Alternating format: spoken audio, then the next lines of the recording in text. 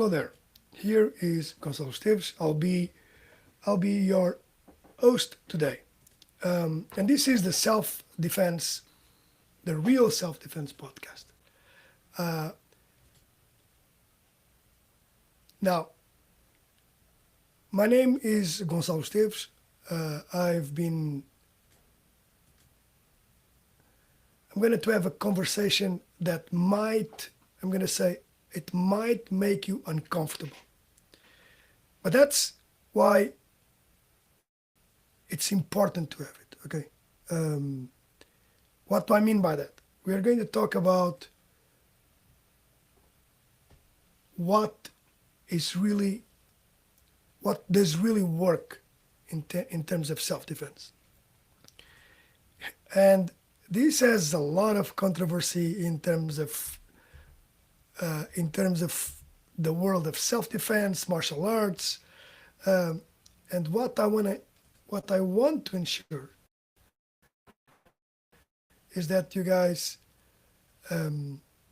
is that as you wander into this world of self-defense, you are well informed. I think that's fundamental. So I've been teaching martial arts for over 30 years. I started when I was 18. Started teaching. I'm a fourth Dan black belt in karate. That's Shotokai. It's a style of karate. I'm a first Dan in Krav Maga. I'm a 4 times Portuguese national champion, and I spent as I invested. I was trained for 16 years in the national karate team, and I've started Krav Maga in 1993. But here's what really makes my perspective different, extremely different, I believe. I'm also an industrial engineer.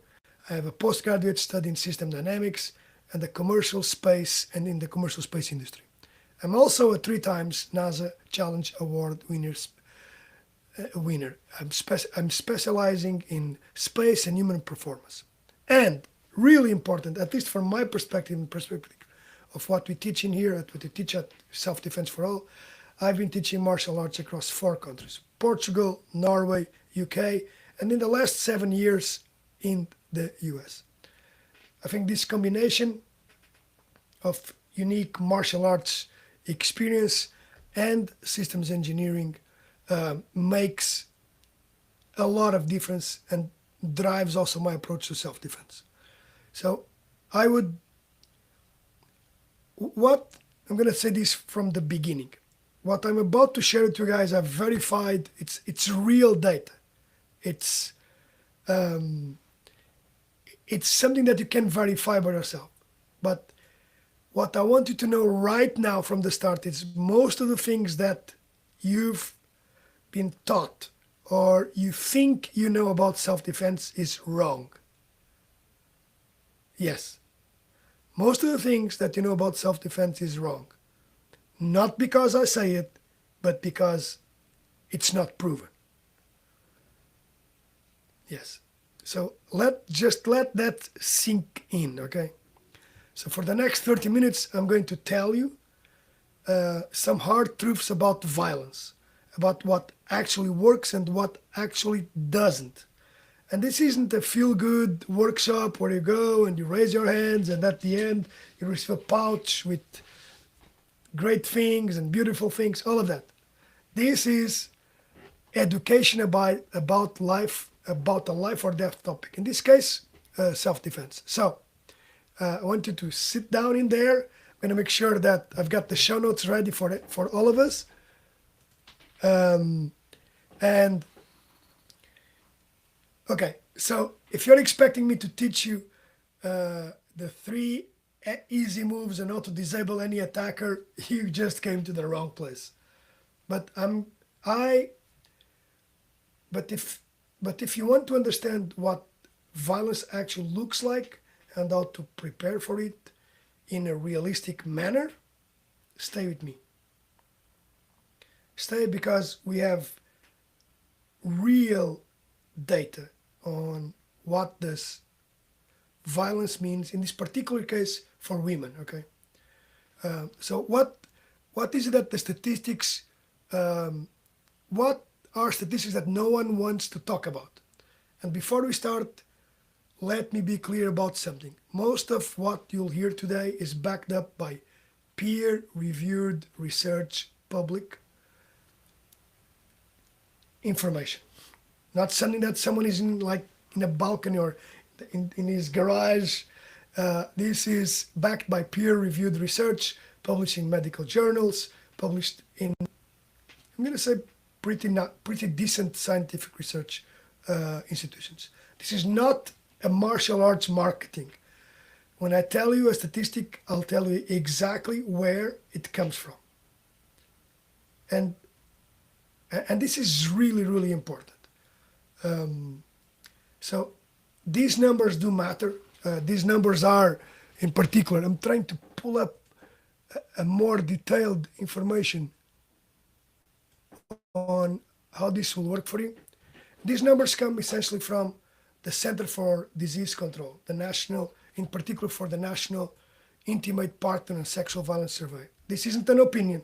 Clear, guys? No opinion. This is just what it is, okay? This is epidemiological data. 41% of women experience, this is really a hard number, 41% of women experience contact sexual violence, physical violence, or stalking by an inmate partner during their lifetime. And the reason why I'm putting this out there, it's because I think as you'll recognize over the course of our conversation,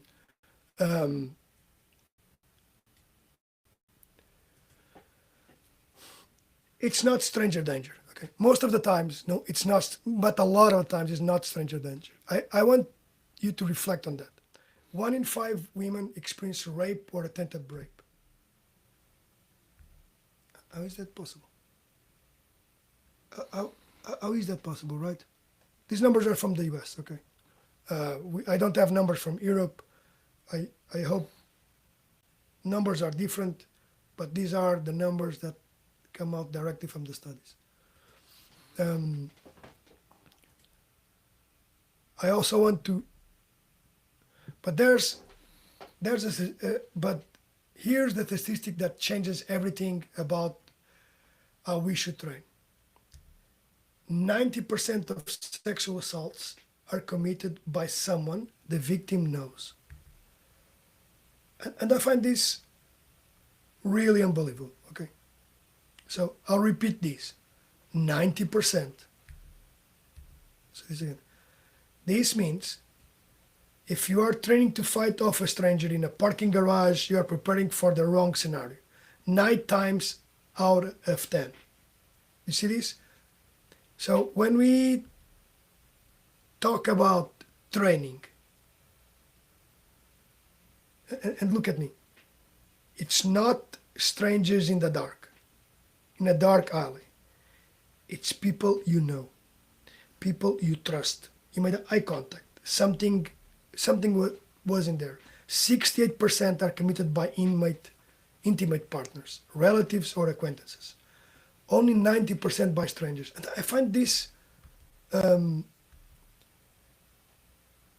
I find this tremendously bad. Why? Because let's pause this back again. Most violence against women, and we're talking about this particular group that's women, because some folks when they come to my class like, oh, Krav Maga is really good for women. Well, it's good for everyone that is about to suffer some kind of disruption to their lives. Okay. Now, most violence against women happens in a familiar location, home, work, or near home, with people possibly that you know and trust, in situations where you cannot just run away. Okay, you cannot just give him the old 1, 2, 3 of I'm gonna hit him in the groin, right? I think you guys have seen that. Just kick him in the groin. There's a big challenge with doing that. Now, after most of the times psychological manipulation, that's when things happen. This is not a sudden attack. I want you to reflect on that, okay? And I think that's why traditional self-defense often fails. It's being designed for the wrong problem. Probably from the mechanics point of view, from, oh, you grab me in here, or you grab me in here, or do this. it's even in that case it might be wrongly designed, but that's a different conversation. So now here's the thing, what actually works, okay? And this blew my mind, okay?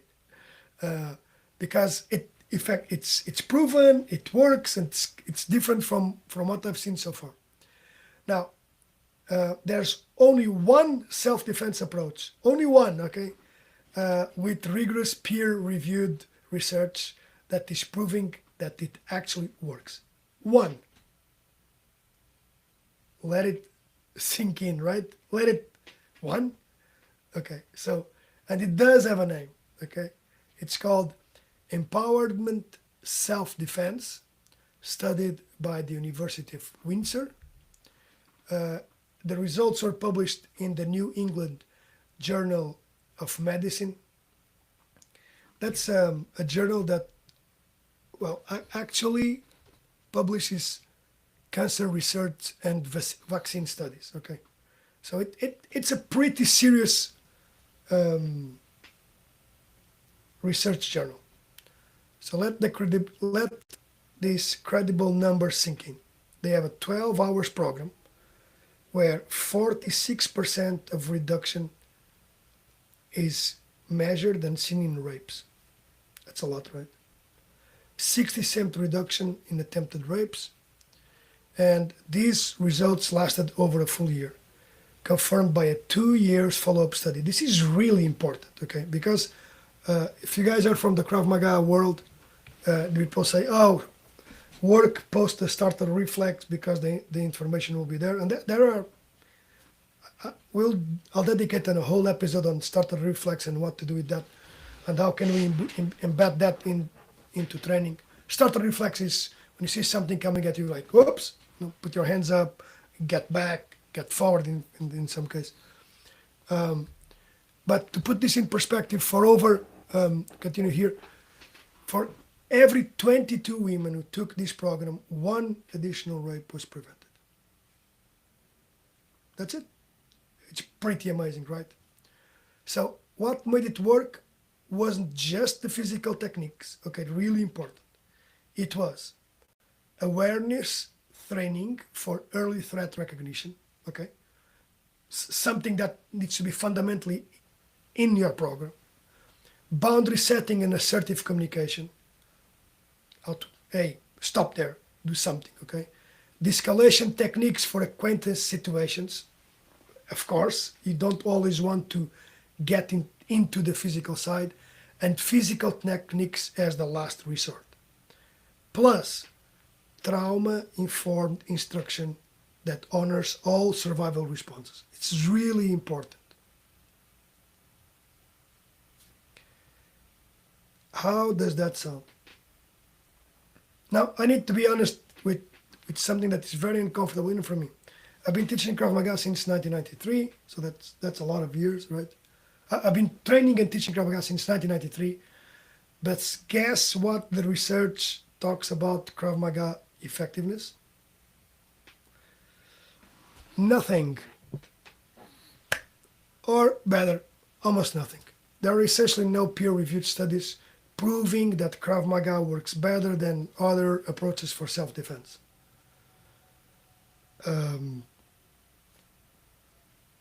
Brazilian Jiu-Jitsu, you're thinking about that, right? The same. Boxing, the same. Karate, the same. Tae-Kwon-Do, the same. Most martial arts, same thing. So we make these big claims because just think about this. There are like 300 million people training martial arts. That's a very interesting number. And we make these claims based on theory, tradition, personal experience, not rigorous controlled studies. And this is the problem with most self-defense. Like, we make claims that we cannot prove. This is different from pressure testing a technique. See what I mean? This is a different thing. Pressure testing is something is happening to you and you do a move, you put extra strength, another partner. We'll talk, that's another realm. But the reason why I'm telling all of this is because your life might depend on making an informed decision, not a marketing influenced one, right? When someone does a a Beyoncé move to escape out of a choke. So what do I base my teaching on? Over 30 years of martial arts experience across 4 continents. I've trained more than thousands of students. I think it's between 1,000 and 5,000 students. I'm also trained in systems engineering principles and space industry performance standards. But I cannot prove my approach works better than traditional drilling. And we'll talk about that. I'm being honest because your safety matters more than my ego. I like to punch, I like to strike, I like to grapple. Most of my students love that. So it's really important that we move in the right direction. So the real hard questions are these. Let me ask you, how long do you think it takes to develop a reliable self-defense capability? And most instructors don't ask this because either they don't know, or they don't think about it, or they think about it and they don't find the tools to help. So police officers get around 840 plus 840 of total academy training, with 60 plus hours of defensive tactics alone. See that number, 60 plus. Military personnel gets 8 to 12 weeks of basic training just for fundamentals. Got it? But civilians think they can learn life-saving skills in a 1-hour workshop or just do a little bit of thing. A little bit. Teach my girl the 1, 2, 3. Oh, she's going to college. Oh, I hear this a lot. So let that irony sink in, okay? There's a tremendous change in that. So yes, techniques can be learned in hours, okay? But it's decision making under stress that requires practice, extensive. Now, the University of Windsor study that actually worked, 12 hours minimum with multiple components beyond just physical techniques. I find it hard, but it's out there. So my professional opinion, and this is my opinion, like IMO in my opinion, not research, okay, is that you need a minimum of 24 to 48 hours. Think about the normal distribution curve of progressive training to develop reliable capabilities across multiple scenarios and multiple ways to feel about that, to be engaged with that. Different from what you've seen, right? Here's another uncomfortable question. What happens when you have a panic attack during training? I've seen it happen in my classes when someone touches someone in the arm in a certain way. So 40% of women that show up to do our intros are in some matter and somehow trauma survivors. And the triggers are unpredictable. Some simple drills after they do I see things happening like dissociation, shutdown, and it's so important to have protocols. And whatever you are training, just have protocols to help out when that happens, because it will help. It will happen and it will help for sure.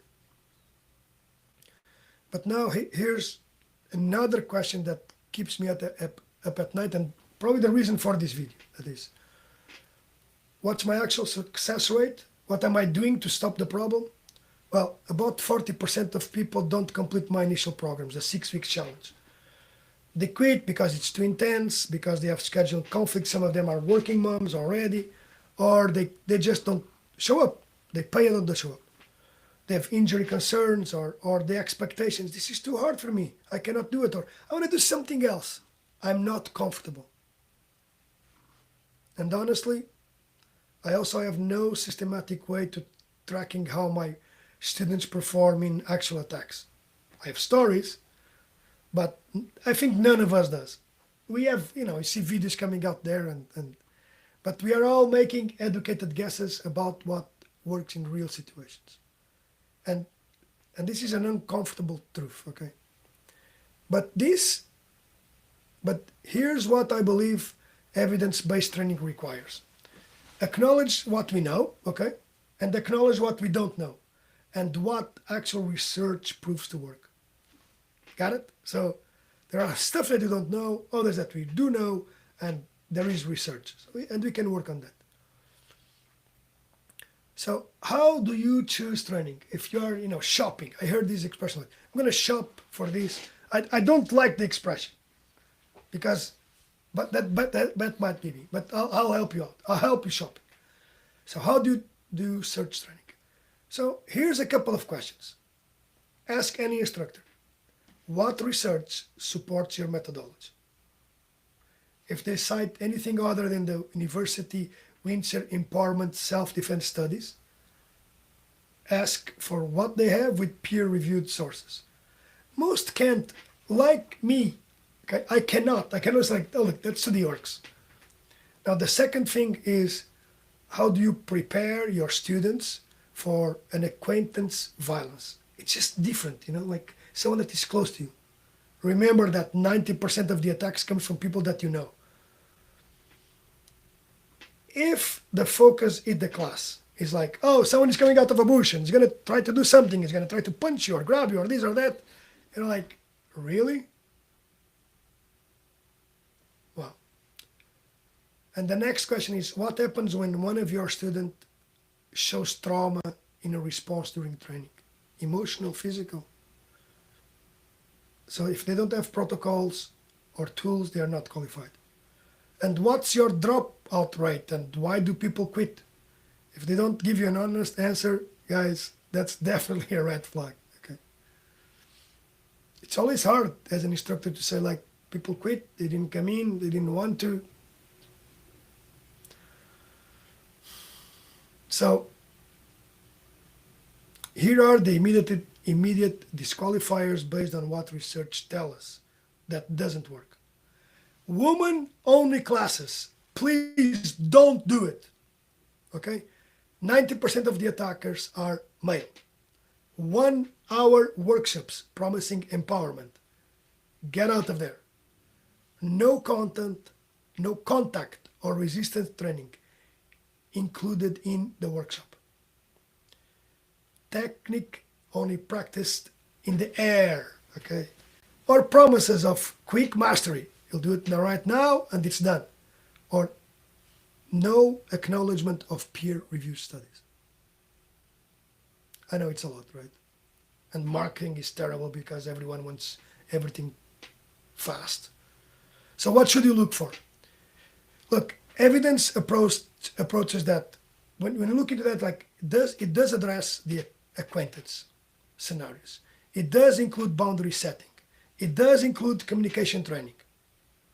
And then on top of that, it does include stress inoculation. And you'll see that that's what most of martial artists talk about, pressure testing, okay?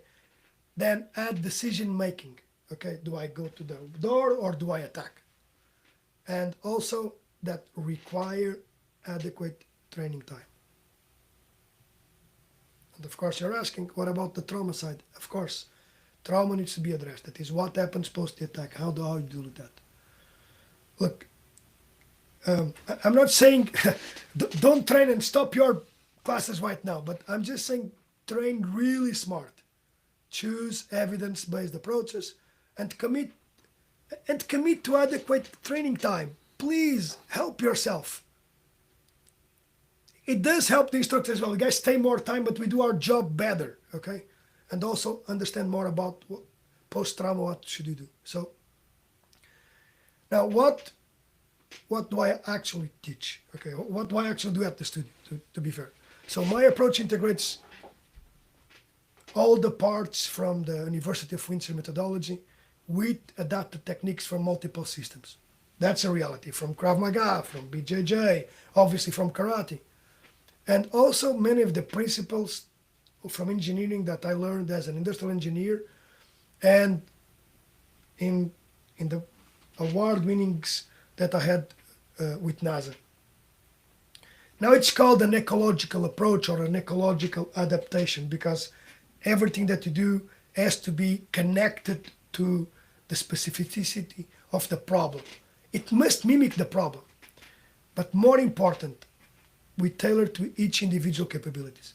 Much like we design to go to space, okay? We design the program based on this. There are different parameters in here. We do our best. I mean, I guess we do our best really to have a no one size fits all techniques, because have you tried to fight someone that is like 6 foot tall? Yeah. So the foundation is this: threat recognition, boundary setting, de-escalation, fundamental techniques. From there, we move into skill development, and it's always done in dynamic scenarios. And always means mixed gender. Always, okay? Stress inoculation appears constantly. Integration, of course, next step, multiple attackers. Attacker being having a knife or a gun, and attacker being competent. So, can I prove my approach works? I can't. But I can prove that we see the visual patterns from the attack. It's not an agreed thing. And yes, it's not the same thing as proof. Proof is different. An attack happened outside, you took our program, it defended. And we do have stories like that as well. But I can measure. I can measure that in 6 weeks, women get 25% more of strength. I know that my student retention went from 3 months to 12 months. That was phenomenal, right? And the students do report an improved boundary setting in all areas of life. And also a capability to achieve objectives. So they become stronger, resilient, in this case, better. They are able to deal with their problems. So is this enough for you? You tell me. Let me leave this with you. Perfect preparation for these things, it's impossible. We deal multiple times with so many scenarios, so many changes. And violence by default is chaotic and unpredictable. And is also deeply personal, okay? And there is no training, guys, out there that guarantees your safety, unless if you're going to stay at home and do nothing. And probably even that will not help. But being being and having an informed preparation based on actual research is better than wishful thinking based on marketing claims. I've seen them. I see them every day. So I think it's important for us to understand what is we're actually facing, and choose evidence-based approaches, okay? And then, okay, really important, commit to realistic training times. It will dramatically improve your options when facing violence, okay? It's tremendous. And to a very specific point, the best self-defense system is the one that you actually train in consistently over time, with evidence-based methods, with realistic expectations, and with honest instruction. Something that you can do like everyday task, see what I mean? So, in my approach, I do integrate the University of Windsor methodology with the adapted techniques from multiple systems.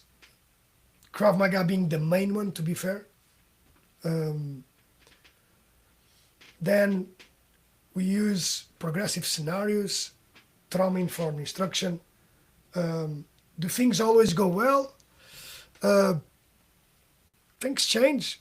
Different students, different, even different stories. But I want you guys to think about that. So, can I prove my specific approach works better than traditional drilling? No, I cannot. But I have measurable improvements in strength, equality for life, retention, and student feedback, and training patterns that resemble real situations. We videotape them and we compare that to the reality and do the reverse as well. But I don't have controlled studies, peer research and reviewed studies. I'm being honest about this because that's what professionals do. When doctors don't know something, they say so. They ask another opinion. They ask a specialist. When engineers aren't certain, they build safety margins. When self-defense instructors don't have proof, we just should admit it. So, going back to where we started, I can't promise you, woman, daughter, that to make you invincible. That's not. I can give you an honest assessment, evidence-based training, and realistic expectations about what's possible. How does that sound? If this conversation has convinced you that self-defense requires serious preparation rather than quick fixes and feeling good workshops, check out my work at selfdefenseforall.com and follow us here on social media. We're always here to help. We ask real questions to find real answers and to have real training. And most of all, thank you for listening.